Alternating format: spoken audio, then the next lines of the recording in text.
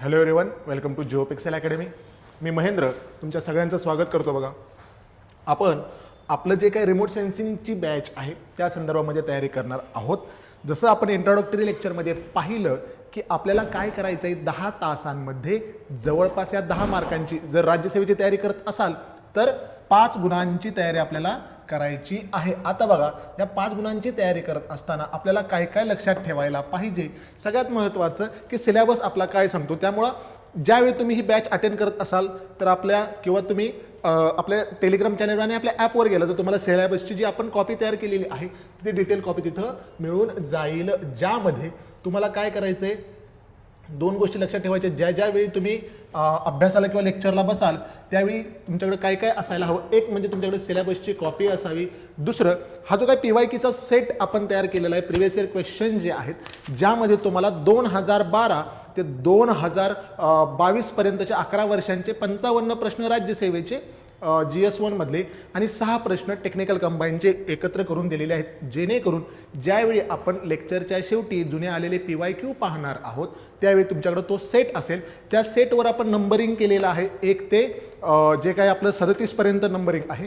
तुम्हाला मी इयर आणि page number सांगितल्यानंतर अर्थात तुम्हाला बोर्डवर तो प्रश्न दिसेलच, पण ते तुम्हाला काय होणार आहे, हार्ड कॉपीमध्ये पाहता येईल. म्हणून तो जो काही सेट आहे तो तुम्ही सोबत ठेवा. आणि त्यासह जे आपल्या लेक्चरची PDF जी आहे जी तुमच्या नोट सेक्शनमध्ये असेल ते सुद्धा तुम्ही जवळ ठेवावी. जेणेकरून आपण ज्यावेळी एखादी गोष्ट बोलली जाते जी इथं तुम्हाला नोट्समध्ये दिसणार नाही ती तुम्ही तिथं नोंद करून घेऊ शकता. तर मी महेंद्र, माझी रेंज फॉरेस्ट ऑफिसर म्हणून 2021 मधून निवड झालेली होती. त्यासह राज्यसेवेमधून माझी सहाय्यक निबंधक सहकारी संस्था, ज्याला ARSB असं म्हटलं जातं, ओके, म्हणून सुद्धा माझी निवड झालेली आहे. ARSB assistant register cooperative societies group B असते ARSB आहे. पण अर्थात माझ्या आवडीचं क्षेत्र निवडण्यासाठी मी रेंज फॉरेस्ट ऑफिसर निवडलं आणि त्यामधून ऑप्ट आउट केलेलं आहे. याचा अर्थ मी खूप हुशार आहे किंवा मी खूप अतिशहान आहे असं नाही. तर हे सांगण्याचं मुख्य कारण काय की बऱ्याचदा काय होते आजकाल की मुलं काय करतात, 2-2 पोस्ट होल्ड करून ठेवतात. त्यातही जर मल्टी लेवलच्या मल्टी पोस्ट जर असतील, जसं की फॉरेस्ट्री आहे, ॲग्री आहे, राज्यसेवा आहे, तर अशावेळी जो मुलगा शेवटचा असतो, जो इन होऊ शकतो, त्याचं आपण नुकसान करायला नको. एक मुलगा किंवा एक मुलगी, एक विद्यार्थी जर नोकरीला लागला तर त्याच्या सगळ्या कुटुंबाचं भलं होणार असतं. म्हणून आपण सर्वांनी सुज्ञपणे निर्णय घेऊन जिथं जिथं आपल्याला हवी ती पोस्ट चूज करून दुसरी ऑप्ट आउट करायला काहीही हरकत नाही. तर आपण बघा, आपले जे चॅप्टर्स आहेत ते आपण काय करणार आहोत, प्रत्येकी 1-2 किंवा ज्या ठिकाणी छोटे चॅप्टर्स असतील ते आपण 3-3च्या याच्यामध्ये एका लेक्चरमध्ये चॅप्टर्स कव्हर करू. त्याप्रमाणे आपण पुढे जाऊ. आज जे आपलं चॅप्टर नंबर 1 आणि चॅप्टर नंबर 2 म्हणजे रिमोट सेन्सिंगचे जे काही मूलभूत तत्व आहेत ती, रिमोट सेन्सिंगची जी काही ओळख आहे ती, त्यासह डाटा आणि इन्फॉर्मेशन, माहिती आणि विधा यातला फरक सुद्धा आपण पाहणार आहोत. म्हणजे बघा, पहिल्या लेक्चरमध्ये आपल्याला काय आहे तर basic concept of remote sensing, remote सेन्सिंगची मूलभूत संकल्पना काय आहे ते आपण पहिल्या चॅप्टरमध्ये पाहणार आहोत. पहिल्या लेक्चरमध्ये पहिला चॅप्टर बघा, रिमोट सेन्सिंगलाच मराठीमध्ये आपण सुदूर संवेदन असं म्हणतो. सुदूर संवेदन म्हणजे काय किंवा रिमोट सेन्सिंग म्हणजे काय, आयोगाने आहे अशी डेफिनेशन रिसेंटली आय थिंक 2020-21च्या मेन्समध्ये राज्यसेवेच्या विचारलेली आहे. राज्यसेवेच्या मेन्सला एकदा डेफिनेशन विचारलेली आहे. काय असतं रिमोट सेन्सिंग, बघा, रिमोटली त्याला ऑपरेट करायचं, सेन्स करायचं.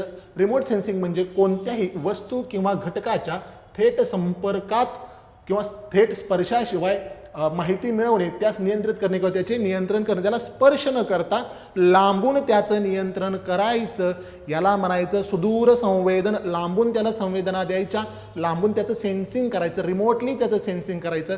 आता याचं सोपं उदाहरण जर आपण पाहिलं तर घरी आपण TV वापरतो अर्थात, किंवा ACचा रिमोट जो असतो किंवा जे आपण रिमोटने ऑपरेट करतो त्याला काय म्हणायचं, आपण थेट स्पर्श आणत नाही तर त्याला सुदूर संवेदन म्हणायचं. हे याचं फार सोपं उदाहरण आहे. म्हणजे बघा, जसं AC आहे, TV आहे, यामध्ये काय आपण स्वतः जाऊन ते ACला प्रत्येक वेळी चॅनल बदलायला टच करतोय का, हो, किंवा मग ACचं प्रत्येक वेळी आपण ACला जाऊन टच करतोय का, किंवा त्याला कमांड देण्यासाठी आपण त्याला टच करतोय का, किंवा त्याला स्पर्श करतोय का, नाही.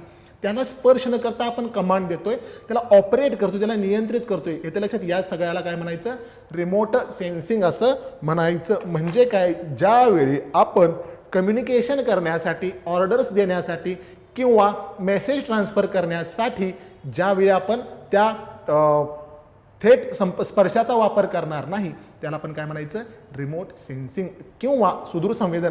आता जर तुम्ही नोट्समध्ये पाहिलं बऱ्याच ठिकाणी तुम्हाला काय दिसेल, इंग्रजीमध्ये सुद्धा, मराठीमध्ये सुद्धा आणि अगदी क्लिष्ट मराठी जी आहे ना आपली, जी संस्कृत प्रचूर मराठी असते बघा, त्या प्रकारचे शब्दसुद्धा, म्हणजे सन सिंक्रोनसला सूर्य समक्रमित असा शब्द मुद्दाम मी वापरलेला आहे. जसं की वेगवेगळ्या ठिकाणी तुम्हाला ते दिसून येईल. हे का केलंय?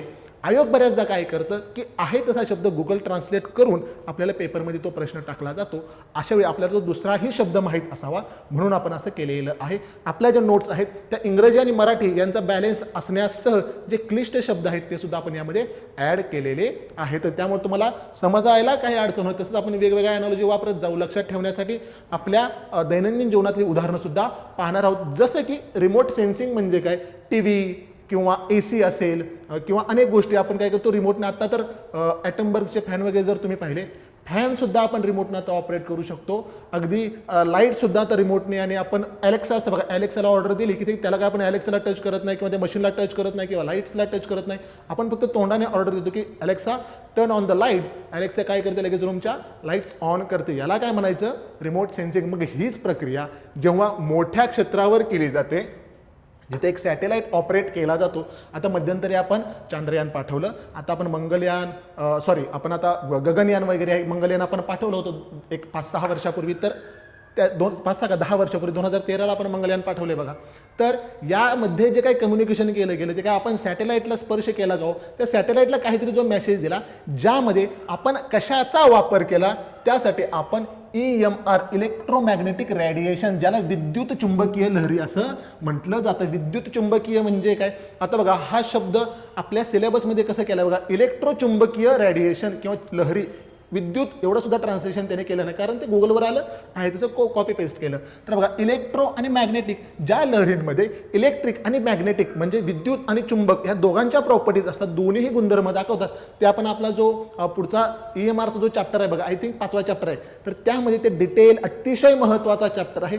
त्या एका चॅप्टरवर आपल्याला सर्वाधिक प्रश्न दिसून येतात. तो आपण डिटेल एकदम व्यवस्थित त्याच्यावर चर्चा करू. तर यामध्ये काय कशाचा समावेश होतो बघा, ज्यामध्ये आपण म्हणतो ना व्हिज्युअल वेवलेंथ, दृश्यमान लहरी, किंवा इन्फ्रारेड असेल, किंवा UV रेज असतील, रेडिओ असेल, रेडिओ म्हणजे रेडिओ वेव्ज असतील, किंवा मायक्रोवेव्ह रेज असतील, वेव्ज असतील, किंवा एक्स रेज असतील, ओके, किंवा गॅमा रेज असतील. या सगळ्यांचा समावेश कशामध्ये होतो, तर या इलेक्ट्रोमॅग्नेटिक रेडिएशनमध्ये होतो, ज्यांच्या तरंग लांबी, ज्याला वेवलेंथ म्हणतो, आणि फ्रिक्वेन्सी, ज्याला वारंवारता म्हणतो, ज्याप्रमाणे त्यांच्यामध्ये फरक पडतो, ते आपण त्या चॅप्टरमध्ये अगदी डिटेल पाहणार आहोत. आता हे रिमोट सेन्सिंगचं कार्य फक्त आर्टिफिशियल चालतं का, आपल्याला नैसर्गिकरित्या सुद्धा काही ठिकाणी दिसतं. जसं की आपले डोळे, एखादी गोष्ट मी पाहतोय, समजा मी मोबाईल पाहतोय, मी समोरून जाणारी गाडी पाहतोय, एका गुलाबाचं सुंदर फूल पाहतोय, तर त्या फुलाला, त्या मोबाईलला, त्या गाडीला मी थेट माझा डोळा स्पर्श करतोय का हो, तर नाही. त्या व्हिज्युअल वेवलेंथचे जे काही रेडिएशन्स आहेत, जे 0.7 ते 0.4 ते 0.7 मायक्रोमीटर या दरम्यान असतात, तर ते काय करतात, ते रिफ्लेक्ट होऊन येतात, त्यामधून मला ती गोष्ट दिसते. म्हणजे डोळ्याद्वारे किंवा कानांना जो काही आवाज ऐकू येतो, काही कान आपला कुठं जाऊन टच होतो का तरच आवाज येतो का, तर हवेमधून जे आहे तर ते काय होतं, रिमोटली व्हायब्रेशन जे येतात, तर ते काय आहे, रिमोट सेन्सिंग आहे. ते व्हायब्रेशन जे आहेत ते आपल्याला टच केल्याशिवाय, हे अर्थात सगळ्यात सोपं उदाहरण जे आहे ते डोळ्याचं उदाहरण सगळ्यात ऑप्ट उदाहरण आहे. त्यामुळे अगदी मानवाच्या सेन्सेसमध्ये सुद्धा रिमोट सेन्सिंगचं काम चालतं. डोळे हे त्याचं अत्यंत चांगलं उदाहरण आहे. जी नैसर्गिक प्रक्रिया डोळ्यांद्वारे होते ती आर्टिफिशियली सेन्सर आणि वेगवेगळे रेडिएशन्स वापरून केली जाते. आलं लक्षात? मग पुढे बघा, या रिमोट सेन्सिंगचं कार्य कसं चालतं. सगळ्यात महत्त्वाचं, जो सोर्स असेल, मग तो नैसर्गिक असेल किंवा कृत्रिम असेल. जर तो नैसर्गिक म्हणजे सूर्यासारखा, आणि कृत्रिम म्हणजे काहीतरी सॅटेलाईटनं सोडलेला बीम आहे, एनर्जी बीम वगैरे आहे, किंवा फ्लॅशगन आहे, तर त्यामधून निघणारी जी काही ऊर्जा आहे ती जाते त्या ऑब्जेक्ट बरोबर, तिचं रिॲक्शन होते आणि पुन्हा ती जो सेन्सर आहे त्याच्याकडे येते. मग ती सेन्सर पकडतो. सेन्सर काय करतो, ती माहिती जी आहे ती पुन्हा काय करतो, एका प्रोसेसरकडे पाठवतो, म्हणजे ज्याला आपण कॉम्प्युटर म्हणू, तर मेन प्रोसेसरकडे पाठवतो. तिथं ती जी काही ऊर्जा आहे ती प्रोसेस होते, त्याच्यावर कार्य केलं जातं, आणि ते कार्य झाल्यानंतर त्यातनं एक डाटा मिळतो. त्या डाटाचं ॲनालिसिस करून आपल्याला हव्या त्या फॉर्मॅटमध्ये, आवश्यक असलेल्या फॉर्मॅटमध्ये आपल्याला त्यातून आउटपुट मिळू शकतो. तर अशा प्रकारचं कार्य जे चालतं आपण पुढे ते एकदम डिटेल बुक बघू यामध्ये त्या इलेक्ट्रोमॅग्नेटिक रेडिएशन जे आहेत EMR जे आहेत विद्युत चुंबकीय लहरींना तिथं कॅप्चर केलं जातं किंवा पकडलं जातं. आता या रिमोट सेन्सिंगच्या कार्याचे जवळपास 8 एक टप्पे आहेत. काही ठिकाणी तुम्हाला ते 6 वगैरे दिसेल, पण प्रामुख्याने हे 8 टप्पे आपल्याला दिसून येतात. पहिला कोणता आहे तर ऊर्जेचा स्रोत आणि ऊर्जेचं उत्सर्जन म्हणजे सोर्स आणि इमिशन. बघा, जर ऊर्जा कॅप्चर करायची तर ती कुठून तरी आली पाहिजे, तर त्यासाठी एक सोर्स असतो. हा सोर्स जो आहे तर 2 प्रकारचे सोर्स असू शकतात. एक नैसर्गिक ज्याच्यामध्ये सूर्य हा महत्त्वाचा स्रोत आहे, किंवा पृथ्वीमधून सुद्धा काही रेडिएशन्स बाहेर पडत असतात. पृथ्वीवरल्या वेगवेगळ्या घटकांमधून रेडिएशन बाहेर पडत असतात. किंवा दुसरा जो आर्टिफिशियल सोर्स असतो ज्यामध्ये फ्लॅश गन किंवा एनर्जी बीमचा वापर होऊ शकतो, किंवा सॅटेलाइट समजा जे स्कॅन करण्यासाठी वापरतं ते वेगवेगळ्या रेडिएशन्सचा वापर सुद्धा आपण झालेला पाहू शकतो. आणि मग ते जे आहे ते काय होते त्या स्रोतातून ते इमिशन म्हणजे तो जो काही तरंगांचे जे काही सोर्स आहे तर तो ते तरंग आपल्याकडं सोडतो किंवा त्या ऑब्जेक्टकडं सोडतो. नंतर काय होतं त्या ऊर्जेचं स्रोताकडून त्या घटकापर्यंत प्रसारण म्हणजे काय होतं ट्रान्समिशन होतं. ते काय होतं त्या घटकापर्यंत पोहोचतात, म्हणजे त्यांचा तो प्रवास होतो. आपल्या इमेजमध्ये आपल्याला दिसेल बघा. यस, सोर्स पासून काय होते ते होतं पहिल्यांदा सोर्स पासून ते निघतं आणि त्याचं इथं काय होतं मग ट्रान्समिशन. पहिल्यांदा इथं काय झालं इमिशन, मग ते ट्रान्समिशन होतं. नंतर तिसऱ्या स्टेपमध्ये काय होतं बघा, त्याचं त्या ऊर्जेची काय भूपृष्ठ किंवा ते जो काही ऑब्जेक्ट आहे बघा, तुम्हाला घटक म्हणजे काय ऑब्जेक्ट या अर्थाने ते घटक आहे, त्या ऑब्जेक्ट बरोबर त्याची इंटरॅक्शन होते.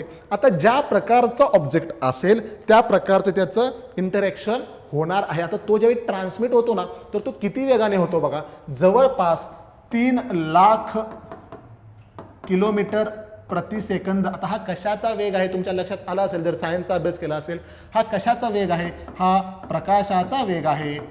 म्हणजे लाईट किती स्पीडनं प्रवास करते तर 3 लाख किलोमीटर प्रति सेकंद या वेगाने, extremely sorry, light 3 lakh kilometre प्रति सेकंद या वेगाने प्रवास करत असते. आता लाईट ज्यावेळी प्रवास करते तर सिमिलरली त्याच वेगाने EMR सुद्धा प्रवास करत असतात. त्यामुळं महत्त्वाची फॅक्ट आहे. आता बघा, हे जेव्हा ट्रान्समिट झाल्यानंतर त्यांच्याशी इंटरॅक्ट होतात.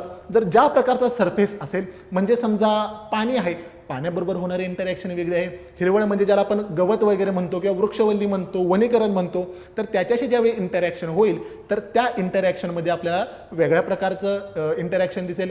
किंवा घराशी होणारं, रस्त्याशी होणारं, एखाद्या गाडीशी होणारं, किंवा मग वेगवेगळ्या ऑब्जेक्टशी जे काही त्याचं इंटरॅक्शन आहे ते वेगळं वेगळं राहणार आहे. तर त्यामुळे तिसरी जी स्टेप आहे ती आहे इंटरॅक्शन. चौथी जी स्टेप होते ते इंटरॅक्शन झाल्यानंतर त्यातून एनर्जी पुन्हा रिफ्लेक्ट होणार आहे आणि ती उत्सर्जित किंवा पुन्हा ते शोषून उत्सर्जित ती परावर्तित जी काही किरणं आहेत त्यांचा वातावरणातून प्रवास, ज्याला प्रोपोगेशन असं म्हटलं जातं. काय होतं बघा, आणि इथे त्याचं इंटरॅक्शन झालं आणि नंतर त्याचं काय सुरू झालेलं आहे प्रोपोगेशन सुरू झालेलं आहे. प्रोपोगेशन म्हणजे काय, जी त्याच्यापासून रिफ्लेक्ट झालेली एनर्जी आहे ती पुन्हा सेन्सरकडे जाणार आहे आणि या दरम्यान वातावरणातल्या विविध घटकांचा यावर परिणाम होतो. काय काय प्रकारचा परिणाम होतो, एकतर ते रिफ्लेक्ट होऊ शकतं म्हणजे काय होतं परावर्तित होऊ शकतं. दुसरं त्याचं रिफ्रॅक्शन होऊ शकतं म्हणजे त्याची दिशा बदलू शकते. त्यानंतर त्यामध्ये तिसरा घटक आहे त्याचं ट्रान्समिशन म्हणजे तो पुढं जाईल. आणि चौथं जे तर त्याचं स्कॅटरिंग होऊ शकतं. त्यातल्या स्कॅटरिंगवर आपण 6व्या चॅप्टरमध्ये डिटेल ते पाहूया. तर त्यामध्ये मे स्कॅटरिंग असेल, नॉन सिलेक्टिव्ह स्कॅटरिंग असेल किंवा रिले स्कॅटरिंग असेल, या वेगवेगळ्या प्रकारच्या घटकांचा त्यामध्ये किंवा या प्रकारच्या आंतरक्रिया त्याच्यावर होत असतात. म्हणजे ज्यावेळी ते तिथून प्रवास करत असतं, प्रोपोगेट होत असतं, तर त्यावेळी त्या दरम्यान वेगवेगळ्या घटकांचा त्यामध्ये परिणाम होतो. तर हे ज्यावेळी परिणाम झाल्यानंतर अंतिम जी काही किरणं राहतात ती जातात आणि काय होतं तर त्या सेन्सरद्वारे त्यांचं रेकॉर्डिंग किंवा नोंद त्यांची केली जाते. आता ज्यावेळी ते सेन्सर क्वालिटीचे असतील किंवा चांगल्या गुणवत्तेचे असतील ते चांगल्या प्रकारे ते नोंद घेणार आहेत. सेन्सर जेवढा चांगला तेवढं रिडिंग चांगलं मिळणार आहे. मग ही नोंद घेतल्यानंतर सेन्सर काय करतात बघा, इथं दिसेल आपल्याला सेन्सरनं काय केलं, इथं नोंद घेतलेली आहे. आता मगाशी मी तुम्हाला म्हटलं होतं बघा की आर्टिफिशियल सोर्स म्हणजे काय, येणं एक सोडलेलं एनर्जी आहे आणि येणे आलेली एनर्जी. तर ही काय आहे आर्टिफिशियल म्हणजे कृत्रिम आहे, ही काय आहे नैसर्गिक एनर्जी आहे. आणि मग ही काय झाली इकडे पुन्हा प्रोपोगेट झालेली आहे, प्रवास त्यानं केलेला आहे. नंतर ती जी नोंदवलेली माहिती आहे ती ग्राउंड स्टेशनकडे ते पाठवणार आहे. म्हणजे समजा सॅटेलाइटनं काहीतरी माहिती पाठवली, कॅप्चर केली, त्या सेन्सरने माहिती कॅप्चर केली तर ते ग्राउंड स्टेशनकडे ते पाठवेल. ग्राउंड स्टेशन जसं की हैदराबाद जवळ आपलं शादनगर नावाच्या ठिकाणी भारतामध्ये एक महत्त्वाचं ग्राउंड स्टेशन आहे. त्या ग्राउंड स्टेशनला काय केलं जातं, आपलं डाटा जो आहे तो कलेक्ट केला जातो. बऱ्याचदा तुम्ही इंग्रजी चित्रपट वगैरे पाहिले तर ह्यूस्टन वगैरे असं बोललं जातं बघा. ते अंतराळवीर जे असतात ते बोलतात की ह्यूस्टन जे काही पुढचा मेसेज आहे वगैरे वगैरे, किंवा आपल्या इथं ते शादनगरला आहे. तर त्या ठिकाणी काय केलं जाते, ती माहिती जी आहे ती सेन्सरकडून ग्राउंड स्टेशनला पाठवली जाते. आता हे सेन्सर जे असतात ना हे सॅटेलाईटवर असतात आणि प्रामुख्याने रिमोट सेन्सिंगसाठी जे सेन्सर्स वापरतात किंवा जे सॅटेलाईट वापरतात ते पोलर ऑर्बिटमध्ये असतात, जी जवळपास 700 किलोमीटर उंचीवर असते. 700 ते 900 किलोमीटर उंचीवर ते सॅटेलाईट स्थित असतात. आता बघा, ज्यावेळी सेन्सरद्वारे एनर्जी पकडली जाते ती खाली पाठवली जाते, मग ते नोंद केल्यानंतर खाली त्याच्यावर काहीतरी प्रक्रिया होते.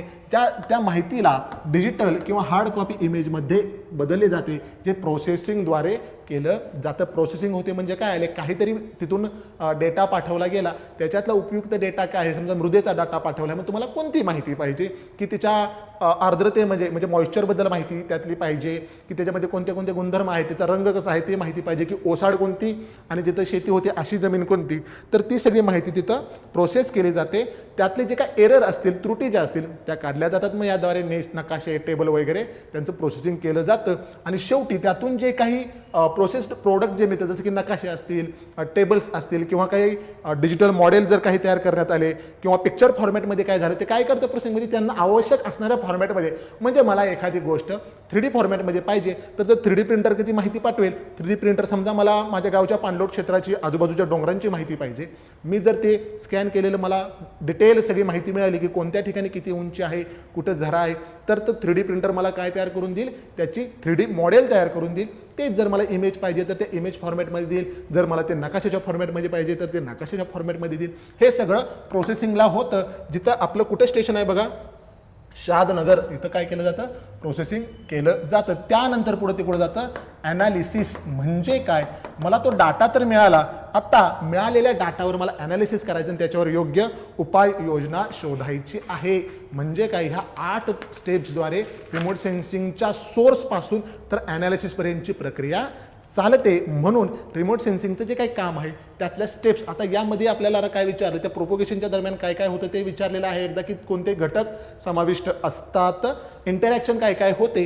तर ह्याबरोबर आता हे सगळे जे 8 घटक आहेत ते सुद्धा आपल्याला माहीत असावे. आता जेव्हा एखादी आयडियल रिमोट सेन्सिंग सिस्टीम असावी, एक आदर्श रिमोट सेन्सिंगची सुदूर संवेदनाची जी काही संवेदन सिस्टीम जी आहे, सेन्सिंग सिस्टीम जी आहे, त्यामध्ये कोणत्या कोणत्या प्रॉपर्टीज, कोणते कोणते गुणधर्म असले पाहिजेत बघा.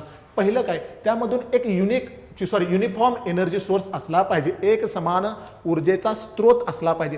समजा ती ऊर्जा जर डिस्टर्ब येत असेल किंवा त्या ऊर्जेमध्ये काहीतरी डिस्टर्बन्स असेल, ती एक समान येत नाही, तर मिळणारं रेकॉर्डिंग सुद्धा एक समान असणार नाही. म्हणून ती जी काही ऊर्जा आहे ती एक समान असली पाहिजे, तो सोर्स युनिफॉर्म असला पाहिजे, त्यामध्ये कोणताही डिस्टर्बन्स नसावा. दुसरं, ते जे आहे वातावरण स्वच्छ असावं, ज्याला इंग्रजीमध्ये फार छान म्हटलंय बघा, नॉन इंटरफेरिंग ॲटमॉस्फिअर. म्हणजे त्या वातावरणामध्ये जास्त धुलीकण नसावेत, त्यामध्ये जे आपण ब्लॅक कार्बन म्हणतो तो ब्लॅक कार्बन जास्त नसावा किंवा बाष्प कमी असावं, जेणेकरून ते एनर्जी त्यातली शोषून घेतली जाणार नाही. तसंच पुढं काय, त्याचं जे काय ते विशिष्ट वितरण, ज्याला युनिक एनर्जी इंटरॅक्शन म्हटलं जातं. म्हणजे ते एनर्जीचं जे काही इंटरॅक्शन होणार आहे ते एक विशिष्ट प्रकारे झालं पाहिजे. जर ते विशिष्ट प्रकारे झालं तरच ते आपल्याला पटकन लक्षात येईल किंवा सेन्सर ते पकडू शकेल.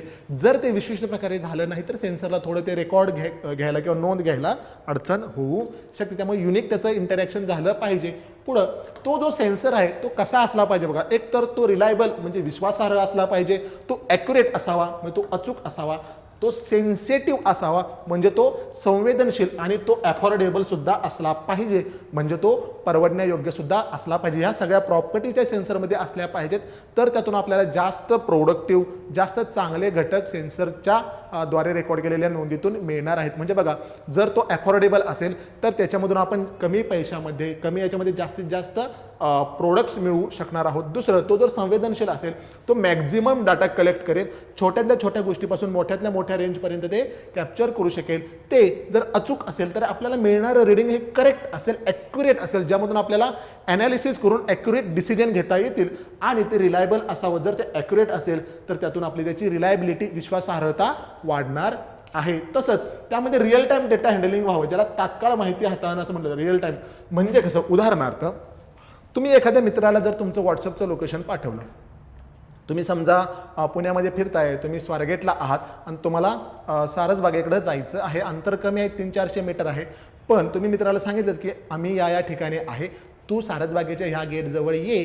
त्याला जर माहीत नसेल, त्याला तुम्ही लोकेशन पाठवलं आणि तो शोधत बसला आणि तुम्ही जर कुठंतरी तिथून हल्लात आणि जर ते रिअल टाईम मॅनेज झालं नाही, डेटा हँडलिंग झालं नाही आणि तुमचं लोकेशन बदललेलं जर त्याला गेलं नाही, तर तो पहिल्या ठिकाणी जाऊन थांबेल. पुन्हा तुम्ही तिकडून इकडे परत येईपर्यंत काय झालं, तुम्ही दुसऱ्या रूटनं आलात, तोपर्यंत त्याला तिकडचा डाटा गेला, ते रिअल टाइम डाटा हँडलिंग झालं नाही, तो तिकडे गेला, तुम्ही इकडे आलात. म्हणजे जर रिअल टाइम डाटा हँडलिंग झालं नाही तर असा प्रॉब्लेम होऊ शकतो. सिमिलरली सॅटेलाइट पाठवले, समजा आपण चांद्रयान पाठवले, चंद्राकडून आपल्याला मेसेज मिळायला काही अर्थात सेकंद लागत असतील, त्यामध्ये रिअल टाइम डेटा हँडलिंग झालं नाही, समजा चांद्रयान म्हटलं किंवा आपलं ऑर्बिटर जे काय आहे किंवा लँडर आहे, तिथून जर आपल्याला काही मेसेज मिळायला उशीर झाला तर इकडून कमांड द्यायला उशीर होईल आणि कमांड द्यायला उशीर झाला तोपर्यंत बराच वेळ निघून जाईल. समजा 2-2 सेकंद जात, समजा ते एका सेकंदात होत असेल तर 1 सेकंदात मेसेज आला, 1 सेकंदात कमांड केली, 2 सेकंदात काम झालं.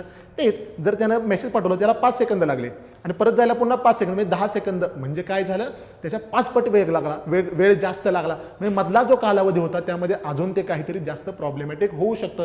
म्हणून ते रिअल टाइम डेटा हँडलिंग व्हायला पाहिजे. तसंच त्या डाटाचे मल्टिपल युजर्स असावे, त्याचे वापरकर्ते जे आहेत ते जास्त असावे. म्हणजे बघा, जेवढे जास्त लोक त्याचा वापर करतील त्यातून जास्तीत जास्त लोकांना फायदा होईल, जास्तीत जास्त त्याचं युटिलायझेशन होईल आणि मोठ्या लोकांचं तिथं काय होणार आहे, काय म्हणतो आपण त्याला, फायदा जो आहे तो होणार आहे, समाजाचं जास्तीत जास्त भलं होणार आहे. त्यामुळे आपल्या नोट्सचे सुद्धा मल्टिपल डाटा युजर्स व्हावे अशी माझी इच्छा आहे. जेणेकरून आता जर तुम्ही पाहिलं आपल्या रिमोट सेन्सिंगच्या संदर्भामध्ये एकतर ज्या काही नोट्स अवेलेबल आहेत त्या बहुतांश नोट्स ह्या इंग्रजीमधून अवेलेबल आहेत. आत्ता इथं तुम्हाला ह्या ज्या सगळ्या नोट्स मिळतील तर NCERTचा क्रक्स असेल, ऑनलाईन अवेलेबल असणारे वेगवेगळे जे काही रिसोर्सेस आहेत, अगदी इस्रो, नासा ह्या सगळ्यांच्या वेबसाईटवरून आपण डाटा गोळा केलेला आहे. सगळ्या चांगल्या, जसं की इरसी वगैरे जे आहे किंवा इरदास वगैरे आहे, त्या ज्या मेन सॉफ्टवेअर्स आहेत त्यांच्या अबाउट अस वगैरे या सगळ्या सेक्शनमधून आपण डाटा चांगला तुमच्यासाठी घेऊन येत आहोत. म्हणून मल्टिपल युजर्स जर असतील तर मल्टिपल लोकांचं भलं होईल, कॉम्पिटिशन हेल्दी राहणार आहे. त्यामुळं आपल्याला काय असलं पाहिजे, एकतर ते युनिफॉर्म एनर्जी सोर्स असावा, नॉन एंटरफिअरिंग ॲटमॉस्फिअर असावा, युनिक एनर्जी इंटरॅक्शन व्हावं, त्यानंतर ते अफोर्डेबल असावं, ते सेन्सिटिव्ह असावं, ॲक्युरेट असावं आणि रिलायबल असावं, विश्वासार्ह, अचूक, संवेदनशील आणि परवडण्याजोगे सेन्सर्स असावेत. त्यातून रिअल टाइम डेटा हँडलिंग व्हायला पाहिजे आणि त्यासोबतच त्याचं मल्टिपल डेटा युजर्स तिथं असायला पाहिजे. तर येतं लक्षात, त्यामुळं सेन्सरच्या ज्या काही क्वालिटी आहेत त्या फार महत्त्वाच्या ठरतात. मग यामध्ये या संदर्भातल्या काही महत्त्वाच्या फॅक्ट्स, जसं की जे सेन्सर्स असतात ते किती टेम्परेचरच्या वरचा जे काही आपले EMR आहेत ते पकडू शकतात. तर 0 डिग्री केल्विन म्हणजे किती, 0 डिग्री केल्विन म्हणजेच -273 डिग्री सेल्सिअस होय. आयोग काय करू शकतं, 0 डिग्री सेल्सिअस देऊ शकतं किंवा -273 डिग्री केल्विन देऊ शकतं किंवा +273 डिग्री सेल्सिअस देऊ शकतं किंवा +273 डिग्री केल्विन असे पर्याय देऊ शकतं. तर आपल्याला 2 गोष्टी माहीत असाव्या, एकतर ते 0 डिग्री केल्विनच्या वरचं म्हणजेच काय -273 डिग्री सेल्सिअसच्या वरचं जे काही नोंद आहे ते घेऊ शकतं. खरं तरी रिमोट सेन्सिंगची सुरुवात जी आहे ना ते 1960च्या दशकात झालेली आहे. एक व्यक्ती आहे बघा, रॉजर टॉमिल्सन. तर हे टॉमिल्सन व्यक्ती बाबा जे आहेत तर ते कॅनडाचे रहिवासी होते आणि त्यांनी पहिल्यांदा कॅनडाचं जे काही रिमोट सेन्सिंग जे काही डेव्हलप करायचं आहे त्यामध्ये त्यांनी फार महत्त्वाचा रोल प्ले केलेला आहे. जगामधला पहिला जो काही रिमोट सेन्सिंग सॅटेलाइट जो होता तो होता स्पुटनिक. मग तो कुणी पाठवलेला होता, रशिया. 4 ऑक्टोबर 1957 रोजी म्हणजे गांधी जयंतीच्या नंतर 2 दिवसांनी हा जो सॅटेलाइट आहे तो रॉसकॉसमॉस, आपलं जसं इस्रो आहे तसं रशियाचं काय आहे, रॉसकॉसमॉस. अमेरिकेचं काय आहे, नासा. ओके. किंवा मग वेगवेगळ्या देशांचे जे आपले वेगवेगळे इन्स्टिट्यूट आहेत ते आपल्याला माहीत असाव्यात. तर बघा, तर रॉसकॉस्मॉसनं जगातील पहिला स्पुटनिक 1 नावाचा जो काही सॅटेलाइट होता तो प्रक्षेपित केला. आपण आपला पहिला आर्यभट्ट पाठवलेला होता, पण आपला पहिला रिमोट सेन्सिंग सॅटेलाइट जो आहे तो आपण 17 मार्च 1988 रोजी प्रक्षेपित केला. याचं नाव होतं IRS-1A. सॅटेलाइट्सवर प्रश्न आलेले आहेत. आपल्या सॅटेलाइटच्या चॅप्टरमध्ये तुम्हाला डिटेल सगळा चार्ट मी मुद्दाम दिलेला आहे. जे कुठले कुठले रिमोट सेन्सिंग सॅटेलाइट आपल्या आत्तापर्यंत पाठवलेले आहेत, तो कधी पाठवला, तो कशाच्या मदतीने पाठवला, ते सगळं आपल्याला डिटेल त्यामध्ये मिळेल. पण महत्त्वाचं काय, पहिला जो आहे 17 मार्च 1988ला IRS कोणता आहे, प्रथम रिमोट सेन्सिंग, फर्स्ट रिमोट, भारताचा पहिला कोणता आहे, आर्यभट्ट आहे. अर्थात आर्यभट्ट भारताचा पहिला आहे, पण पहिला रिमोट सेन्सिंग सॅटेलाइट कोणता आहे, तर तो आहे IRS. IRS म्हणजे काय, Indian remote sensing satellite 1A. Okay, IRS म्हणजे काय, Indian remote sensing satellite. Okay, त्यामुळे महत्त्वाच्या फॅक्ट्स तुम्ही लक्षात ठेवा. हे तुम्हाला अर्थात फॅक्ट्स तुमच्या नोट्समध्ये दिलेल्या आहेत. म्हणजे बघा, रिमोट सेन्सिंग म्हणजे काय ते आपण डिटेल पाहिलेलं आहे. त्याच्या प्रोसेस कशी चालते ते सुद्धा पाहिलं. त्याचं वेगवेगळ्या घटकांशी इंटरॅक्शन कसं होतं ते सुद्धा आपण पाहिलेलं आहे. आता यामध्ये आपण पुढे जाऊ. जो आपला चॅप्टर नंबर 2 आहे, चॅप्टर नंबर 2 आपल्याला काय सांगतो की डाटा आणि इन्फॉर्मेशन, ज्याला मराठीमध्ये छान शब्द आहे बघा, विदा. मराठीमध्ये याला म्हणायचं विदा, हिंदीमधलं विधान वे, विदाईवालं विधान वे. विदा म्हणजे संस्कृत प्रचूर जो शब्द आहे ज्याला डेटा किंवा डाटा असं म्हणायचं. दुसरं इन्फॉर्मेशन म्हणजे माहिती. नॉर्मली आपण डाटालाच माहिती असं ट्रीट करतो. आता विदा आणि माहितीमध्ये काय फरक आहे ते छान चार्ट फॉर्मॅटमध्ये आपण पाहून घेऊ बघा. त्याच्यात हे उदाहरण आपण समजून घेऊ, म्हणजे तुम्हाला बाकीच्या सगळ्या फॅक्ट जे आहेत ते समजायला मदत होणार आहे. पहिलं बघा काय लिहिलं पहिलं याच्यामध्ये, MSRAT, आणि दुसरं विधान काय आहे, दुसरं जे शब्द आहे तो आहे OBY. यातनं थेट काय तुम्हाला कळतंय का, नाही. हे आपलं MSRTC सारखं वाटतं ना, MSRAT. तर याला जेव्हा आपण अरेंज केलं, पहिल्यांदा समजा मी S घेतलं, ओके, मग मी M घेतलं, मग मी A घेतलं, मग मी R घेतलं, आणि मग मी T घेतलं. काय झालं, स्मार्ट. आणि खालचं जे त्यामध्ये पहिल्यांदा B घेतलं, मग O घेतलं, मग Y घेतलं. काय झालं, स्मार्ट बॉय. म्हणजे ज्यावेळी कच्ची सगळी घटक जे एकत्र असतात, ज्याच्यामध्ये अक्षर आणि आकड्यांचा समावेश असतो, त्याला आपण म्हणतो डेटा. ज्यावेळी त्याच्यावर प्रक्रिया केली जाते आणि अंतिम उत्पाद किंवा प्रोडक्ट जे मिळतं त्याला म्हणायचं माहिती किंवा इन्फॉर्मेशन. आता तुमचं माहिती आणि विदा यामध्ये कन्फ्युजन होऊ नये म्हणून डेटा आणि इन्फॉर्मेशन किंवा डेटा आणि माहिती ऐवजी आपण काय करू, दोन्ही शब्द इंग्रजीमध्येच ठेवण्याचा प्रयत्न करू. म्हणजे काय असतं, जे कच्चं असतं, जे रॉ फॅक्ट्स असतात त्याला काय म्हणायचं, डेटा म्हणायचं, आणि ज्याच्यावर प्रक्रिया केलेली असते त्याला इन्फॉर्मेशन म्हणायचं. तेच पहिल्या मुद्द्यामध्ये सांगितलंय. डेटा हे कच्चे, सुटसुटीत आणि रचना नसलेले, ज्याला काय म्हणतो आपण ऑर्गनाइज नसलेलं हे ज्ञान असतं किंवा ह्या फॅक्ट्स असतात. जेव्हा आपण बघितलं ना, S आहे, M आहे, R आहे, A आहे, T आहे, तर यामध्ये काय दिसतं आपल्याला, असून थेट काय अर्थ लागत नाही. तेच ज्यावेळी त्याच्यावर प्रोसेस केली जाते की त्याला व्यवस्थित अरेंज केलं जातं, ते सुरचित असतं.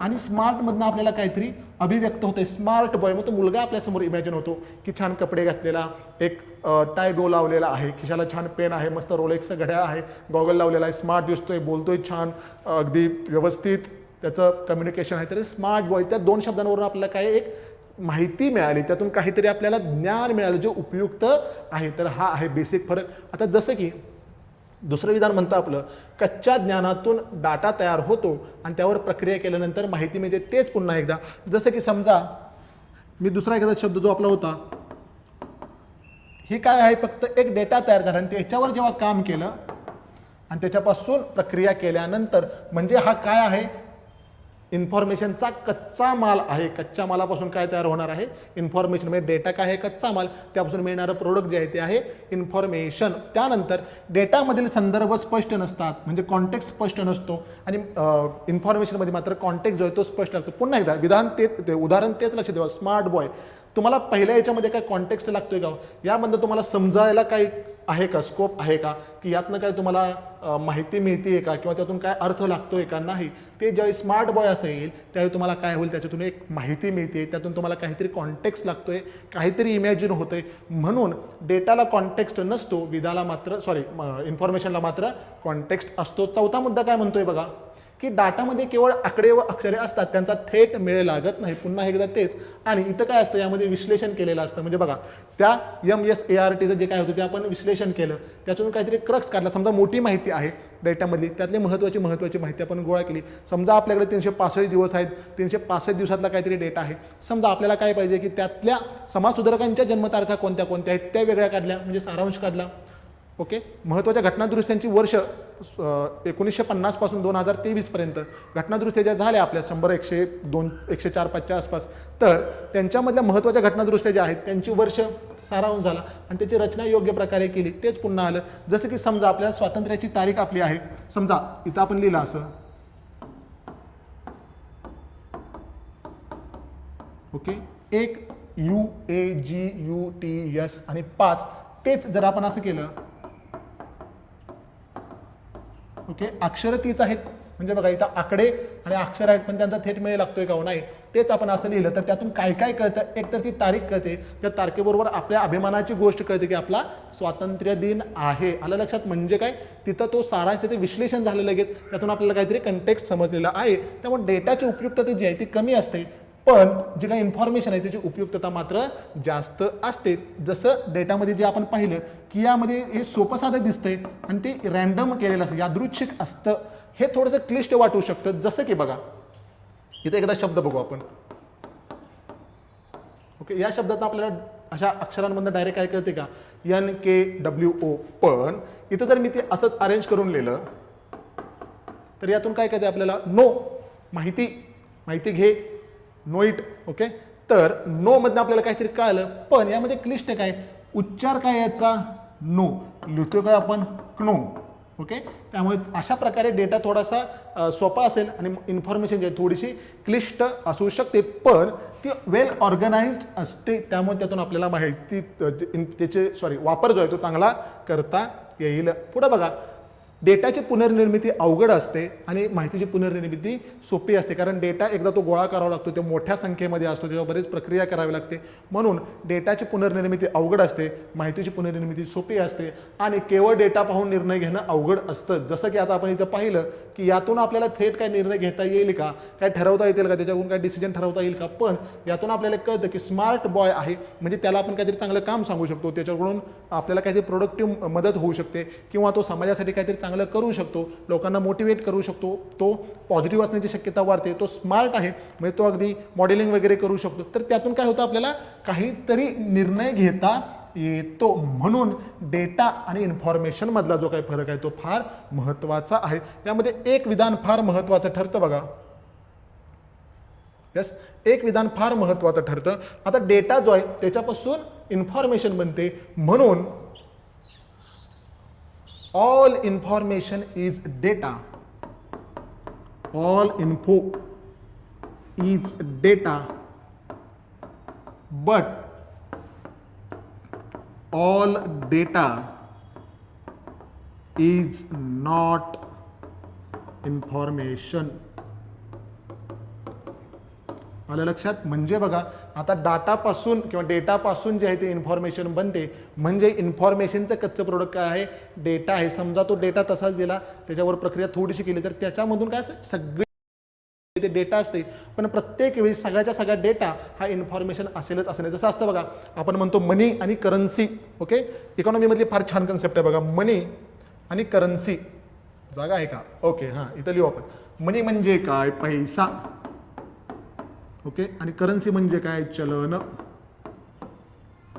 आता पैशामध्ये कशाचा समावेश होईल, एकतर सगळ्या नोटा, नाणी, चेक, हुंडी. ओके, यासह काही कुपन बिपन असतं बघा. म्हणजे समजा तुम्ही ऑनलाईन काहीतरी घ्यायला गेलात, तुम्हाला कुपन मिळालं, डॉमिनोजचं 200 रुपयाचं कुपन, ते तुम्ही दुसरीकडे वापरू शकणार आहे का? ते तुम्हाला डॉमिनोजलाच जाऊन वापरावं लागेल. म्हणून ते काय आहे, पैसा आहे, ते पैशाचं काम करतं. पण चलन म्हणजे काय, ज्याला कुणाचं तरी ऑथॉरिटी आहे, जसं की नाणी आणि नोटा आहेत त्याप्रमाणे. त्यामुळे चलन जे आहे ते सगळं चलन पैसा असतं. पण सगळाच पैसा, जसं की कुपन हे काय चलन आहे का, तर नाही. Similarly all information is data, म्हणजे हे याच्यातलाच एक भाग आहे, पण all data is not information. त्यामुळे आपलं जे दुसऱ्या चॅप्टरमध्ये सांगितले की डेटा आणि आय थिंक आपल्या याच्यातला सुद्धा फंडामेंटल्स ऑफ रिमोट सेन्सिंग मधला दुसरा घटक हाच आहे. तर बघा, त्या संदर्भातले प्रश्न बघा, आपल्याला जे मी तुम्हाला मगाशी म्हटलं की 2021च्या मेन्सला प्रश्न आलेला होता. आपलं जे ही जी आपली हे बघा नोट्स आहे ती झेरॉक्स जी आहे त्यामध्ये तुम्हाला क्वेश्चनच्या सेटमध्ये 30 नंबरच्या पानावर हा प्रश्न दिसेल, अर्थात स्क्रीनवर दिसेल, पण तुम्हाला हार्ड कॉपीमध्ये तो पाहायचा असेल तर बघा, कोणत्याही घटकाच्या किंवा वस्तूच्या प्रत्यक्ष संपर्कात न येता त्या संबंधीची माहिती मिळवणे, संकलित करणे व त्याचे वर्णन करणे या तंत्रास डॅश डॅश असे म्हणतात. इंग्रजीमध्ये बघा, the science and art of acquiring various information about any object from a distance without having any physical contact with the object is non as, आपण पाहिलं त्याला काय म्हणायचं, त्याला म्हणायचं रिमोट सेन्सिंग. काय म्हटलं तुम्हाला 2021ला आपल्याला थेट रिमोट सेन्सिंगची डेफिनेशन विचारलेले, थेट स्पर्श केल्याशिवाय त्यातून माहिती मिळवायची, ह्याला काय म्हणायचं रिमोट सेन्सिंग. बेसिक सोपा प्रश्न होता. आणि जे आपण म्हटलं की कोणत्या प्रकारच्या इंटरॅक्शन होतात, तर बघा सुदूर संवेदनामध्ये जेव्हा पृष्ठभागावर ऊर्जा पडते किंवा ऊर्जेचा आघात होतो तेव्हा कोणत्या 3 परस्पर क्रिया घडू शकतात. In remote sensing which of the 3 forms of interaction that can take place when energy strikes or incident upon the surface, म्हणजे त्या सरफेसशी कॉन्टॅक्ट आल्यानंतर काय काय होऊ शकतं. तर बघा पहिलं होऊ शकतं शोषण, दुसरं होऊ शकतं ट्रान्समिशन आणि तिसरं होऊ शकतं परावर्तन, म्हणजे ॲब्झॉर्प्शन होऊ शकतं, ट्रान्समिशन होऊ शकतं आणि त्याचं रिफ्लेक्शन होऊ शकतं. तर सरफेस कसा आहे त्याच्यावर सगळं डिपेंड करणार आहे. समजा ती ब्लॅक बॉडी असेल, तुम्ही एनर्जी सोडली तर ती ब्लॅक बॉडी किंवा तो समजा उदाहरणार्थ एखादा काळा पडदा आहे त्याच्यावर तुम्ही लाईट मारली तर ते काय होईल, तो शोषून घेणार आहे, लाईट शोषून घेणार आहे. तो काळा रंग काय करेल, लाईट शोषून घेईल. तेच जर पारदर्शक काच असेल तर त्यातून थेट ट्रान्समिट होईल. आणि समजा तो आरसा असेल तर त्यातून काय होणार आहे, रिफ्लेक्ट होणार आहे. तर असोसिएशन वगैरे काही बरोबर नाही. आपण जे पाहिलं की काय काय त्याचे इंटरॅक्शन होऊ शकतं, तर हे 3 प्रकारचे इंटरॅक्शन त्यामध्ये होऊ शकतं. म्हणजे आपल्याला आतापर्यंत या घटकावर 2 प्रश्न आलेले दिसून येतील. आता ह्या पहिल्या लेक्चरमध्ये आपण चॅप्टर 1 आणि चॅप्टर 2 या संदर्भामध्ये चर्चा केलेली आहे. रिमोट सेन्सिंग म्हणजे काय, त्याचं कार्य कसं चालतं, रिमोट सेन्सिंगची प्रक्रिया कशी असते. मग त्यामध्ये समजा तुम्हाला आयडियल जर रिमोट सेन्सिंग हवं असेल तर त्यामध्ये काय काय असणं गरजेचं आहे हे सगळं आपण डिटेल त्यामध्ये पाहिलेलं आहे. तुम्हाला या संदर्भात जर काही शंका असेल तर तुम्ही आपल्या जिओ पिक्सल अकॅडमीशी संपर्क साधू शकता. आपला संपर्क क्रमांक आहे बघा 91 75 76 55 21. हा आपला नंबर टेलिग्राम आणि व्हॉट्सअप दोन्हीकडेही आहे. आपलं टेलिग्रामचं चॅनेल सुद्धा तुम्ही जॉईन करू शकता, जे काय आहे जिओ पिक्सल अकॅडमी. ओके, आपला mail I D Geo Pixel Academy Pune @gmail.com. तिथेही तुम्ही संपर्क साधू शकता. आणि ज्या विद्यार्थ्यांना समजा आपण ॲडमिशन अजून पुढे घ्यायचं असेल तर यासाठी या कोर्सची फी आपण अगदी नॉमिनल 149 रुपीज ठेवत आहोत. 149 रुपयांमध्ये आपल्या 5 प्रश्नांची तयारी आपण आता यामध्ये काय करतोय आपण, तर जवळपास 14 ते 15 जे आहेत ते आपण यामध्ये लेक्चर्स असतील जे ऑन एन ॲव्हरेज 30 ते 40 मिनिटाचे असतील. म्हणजे 15 चोक 60, 600 मिनिटं म्हणजे 10 तासांमध्ये आपली रिमोट सेन्सिंगची तयारी पूर्ण होणार आहे. सिलेबसचा एक आणि एक मुद्दा, आलेले सर्वच्या सर्व 63 PYQ आपण यामध्ये कव्हर करणार आहोत. जर तुम्हाला ॲडमिशन घ्यायचं असेल तर आपलं जिओ पिक्सेलचं जे ॲप आहे ते तुम्ही अँड्रॉइड फोनवर डाउनलोड करू शकता. त्यामध्ये आपण ऑल कोर्सेसमध्ये आणि जो काही रिमोट सेन्सिंगचा पहिलीच जी टाईल आहे, 2 नंबरची जी टाईल आहे पहिल्याच लाईनमध्ये, तिथं जाऊन तुम्ही तो हा कोर्स जो आहे तर तो घेऊ शकता. आणि आपली रेग्युलर जे काय पुढच्या काय 8-10 दिवसांमध्ये हे पूर्ण सगळे लेक्चर आहेत ते पूर्ण होतील. त्यासोबत तुम्हाला सरावासाठी एखादी टेस्ट सुद्धा आपण देण्याचा प्रयत्न करणार आहोत. त्यासोबतच जो काही सिलेबस आहे तर ते सिलेबसची एक कॉपी आहे बघा, 2 पानांची कॉपी आहे आणि 37 पानांचं जे पाठपुट मारलं तर 16.5 पानं म्हणजे 17 पानं होतील तुमची. तर हे जे आहे हे फार महत्त्वाचं आहे. तुम्ही जा आणि राज्यसेवेचे सगळे पेपर GS1चे समजा मारायचे असतील, राज्यसेवेची तयारी करणाऱ्या मुलांनी मारायलाच पाहिजे, कंबाईनच्या मुलांनी ती मारायची गरज नाही. त्यासाठी आपण काय केलेलं आहे, हे कंपाईल जे आहेत ते सगळे 63च्या 63 प्रश्न एकत्र करून दिलेले आहेत. तुम्हाला जर काही शंका असेल तर तुम्ही आपल्या अकॅडमीशी संपर्क साधू शकता. भेटूया आपण पुढच्या लेक्चर्समध्ये.